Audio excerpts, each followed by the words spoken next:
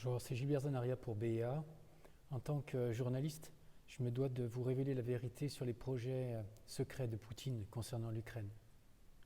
Alors j'aurais pu utiliser un prompteur, je vais tout simplement les lire.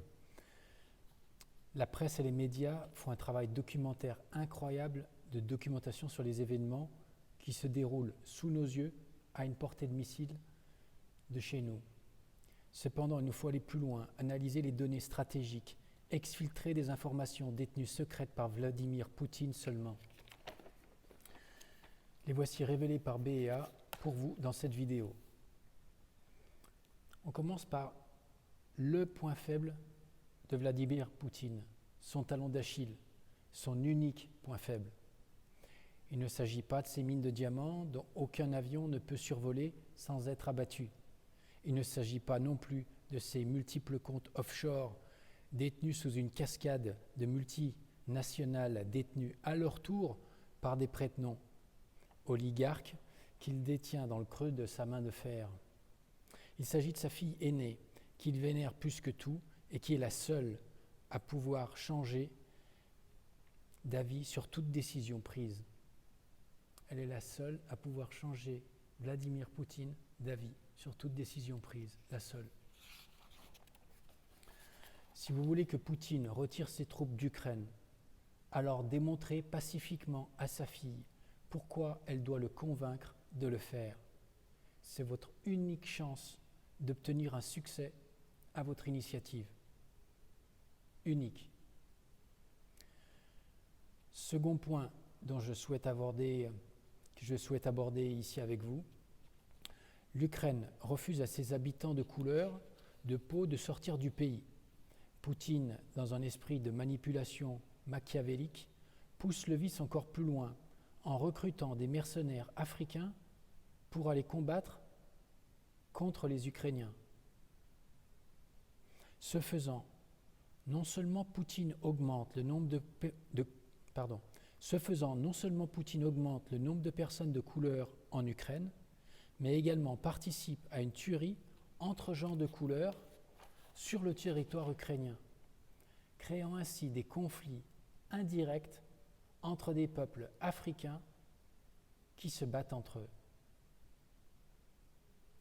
Troisième point, en posant des mines antipersonnelles dans les villes desquelles Poutine retire ses troupes, c'est la politique de la terre brûlée qui est mise en avant, stratégie utilisée dans les guerres napoléoniennes pour éviter que les assaillants poursuivants ne puissent se nourrir et vivre tout en continuant à avancer sur celui qui se retire.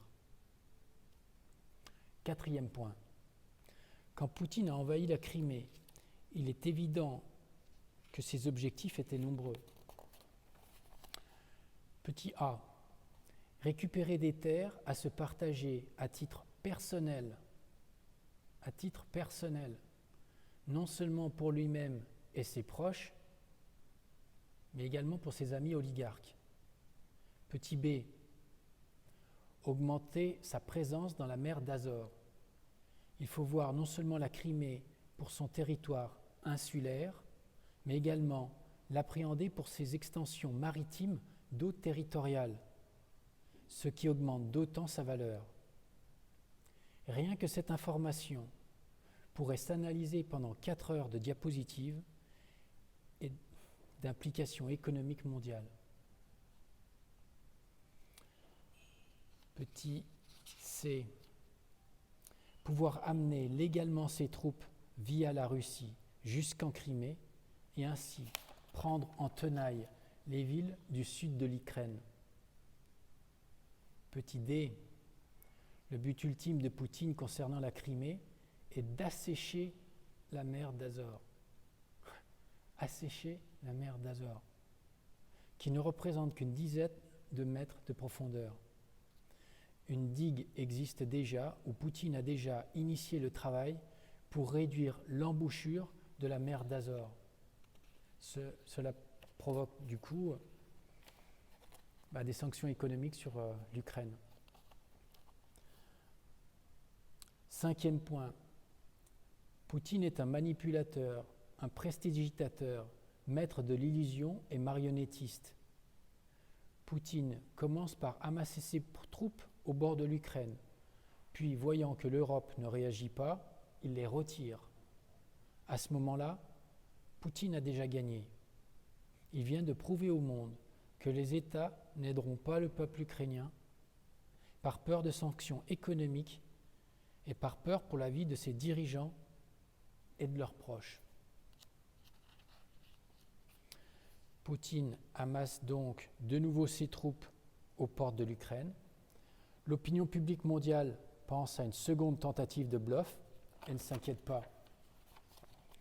Poutine sait déjà qu'il peut rentrer sans crainte de représailles. De plus, le peuple ukrainien a déjà peur. Il a réussi à déstabiliser le mental du peuple ukrainien avant d'avoir mis un seul soldat en Ukraine. Fort d'avoir déjà récupéré la Crimée, initialement perdue, lors d'une partie de dés, lors d'une soirée bien arrosée, Poutine rentre en Ukraine. Tous les yeux du monde sont rivés sur l'avancée des troupes russes et les bombardements.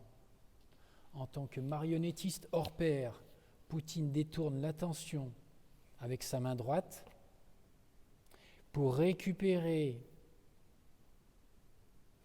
avec sa main gauche ce qu'il convoite le plus en Ukraine, Tchernobyl et 2 autres centrales nucléaires situées respectivement au sud et sud-ouest de l'Ukraine. Cela lui permet non seulement de mettre la main sur des stocks énormes d'eau lourde, d'uranium enrichi, mais également sur des stocks d'armes lourdes, nucléaires de 5e génération, détenus dans des entrepôts scellés à Tchernobyl, dont l'emplacement n'était connu que d'une poignée de généraux décisionnaires. Celle-là est la seule, unique raison pour Poutine de rentrer en Ukraine. Détenir l'arme ultime nucléaire mondiale. Qui aurait été à Tchernobyl avec un tel taux de radiation? C'est l'emplacement idéal sur Terre pour cacher quelque chose aux yeux du monde. 6e point, les entreprises jouent le jeu et se fédèrent pour montrer au monde leur désarroi en refusant de vendre leurs biens de consommation. Les entreprises font ce que les États ne peuvent pas faire, prendre position. En effet, les États n'interviennent pas car Poutine les menace d'une guerre mondiale où la Russie utiliserait l'arme nucléaire. La seule solution est l'implication internationale et coordonnée des associations humanitaires agissant à travers un collectif relayant les bonnes intentions de 8 milliards d'individus habitant sur Terre. 7e point, l'opération C'est moi Milka, un peu de douceur dans un monde de brutes.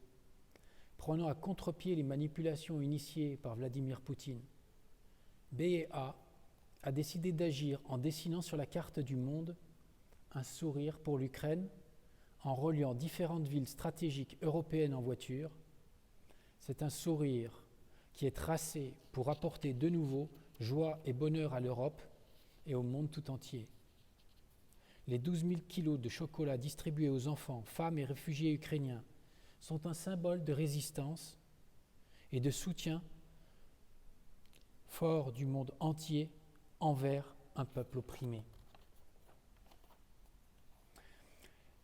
La difficulté que rencontrent la plupart des journalistes de guerre, c'est qu'il faut constamment pouvoir faire le lien entre les informations détenues et les différentes grilles de lecture.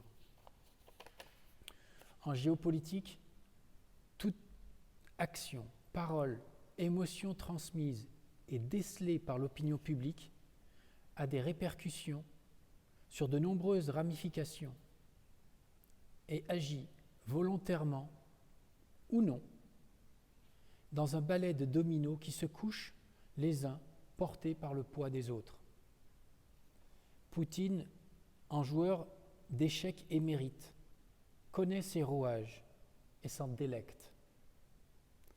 Pour pouvoir le contrer, il faut changer de jeu, changer le décor, l'amener là où ses armes et outils ne servent à rien, n'ont pas d'utilité. Faire appel à l'amour du prochain. C'est Gilbert Zanaria pour BA. Merci.